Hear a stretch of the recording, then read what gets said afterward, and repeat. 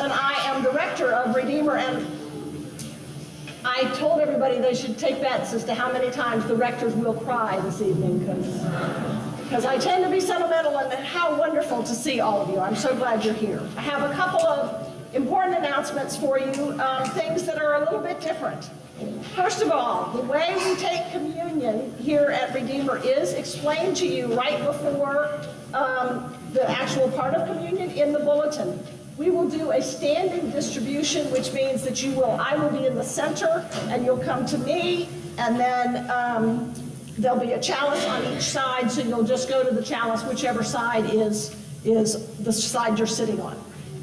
In this church, we do not, the bishop does not permit individuals to intinct their wafers. If you prefer not to drink from the cup, but you want the wine, then when you come forward, the normal pose would be for you to put your hands out flat, and I would put a wafer in your hand. But if you want your wafer intincted, then you come forward with pincher fingers, and that will tell me, and I will intinct your wafer and hand it to you.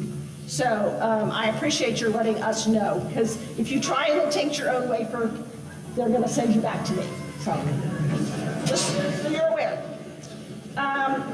We will have this pageant. The pageant will be the entire liturgy of the word. So after the pageant, we'll have a very short homily and then go straight into Eucharist. So there's a lot to hear in the pageant. So I urge you to really listen, and the kids have worked very, very hard in it. And there's lots of music in the pageant. If the words to the song are printed, and you should each have this, then you are invited to sing. If they are not printed, then the soloist is going to sing, and you are invited to listen. So just so you know, but do please join in when it is your turn to sing. We're doing something different tonight, and it's entirely me. So if you're going to get mad at anybody about it, direct it at me. It's always bothered me that we sing, in long tradition, we sing Silent Night after the Eucharist. And Silent Night is all about the fact that the Lord has been born. And that has to happen before we come all ye faithful. And so it seemed out of order to me. So tonight we're putting things in the proper order. So we will sing Silent Night first. The ushers will come to the first person on each side and ask you for you to light your candle, and then you help light the person next to you, and so forth. We will turn the lights down, and we will sing Silent Night. Couple of things. For most of us, it's real candle, which means real wax. So please, when it's time at the end of the song to blow out your candle, please don't just drop it on the seat until the wax has hardened again. Otherwise, poor Mike will spend all of next week wiping up wax. So it would be very helpful if you would just hold the candle after you've blown it out until the wax is hardened. Now, why are we doing this? Ushers, you can start lighting. Here's the thing.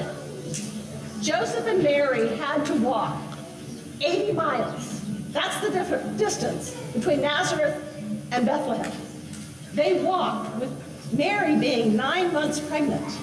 They walked 80 miles. That's a week's worth of walking. And sure, Mary rode the donkey some, but that's more uncomfortable than walking. And they get to Bethlehem after a week of walking, and they don't have a place to stay.